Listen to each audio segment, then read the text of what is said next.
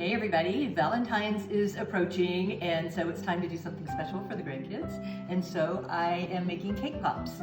Really pretty easy to do, and they're kind of fancy looking in the end. So first thing I did was bake a yellow cake, and then I've been tearing it up, putting it in the food processor, and then I'll put in a cup of vanilla frosting, and I'm going to keep pulsing it through the food processor until it forms a ball.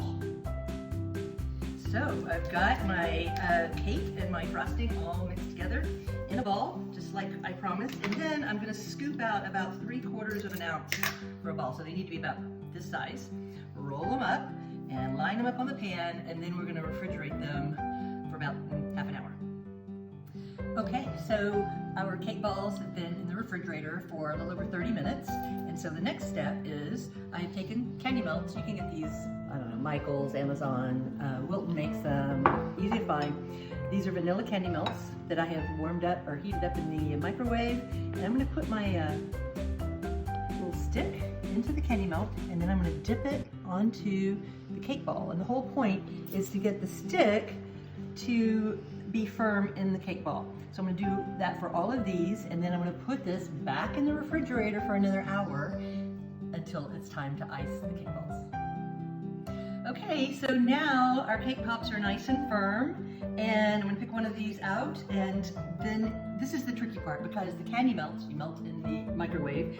If they're too hot, they won't stick. They'll just keep dripping and dripping. It's a mess. If they're not hot enough, then it's gonna be lumpy and not very pretty. So I'm gonna dip this in the frosting. I'm gonna kind of help it out a little bit because I want it to cover the whole pot all together. And then when you pull it out, carefully, and I'm gonna kind of let the icing drip around here just a little bit.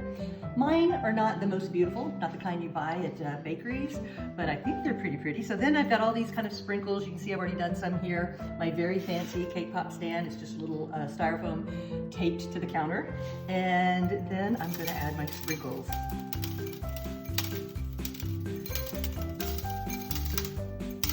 And a few end up on the floor, but that's cooking at the Greer house. And look how pretty. Isn't that pretty? Don't you want to bite?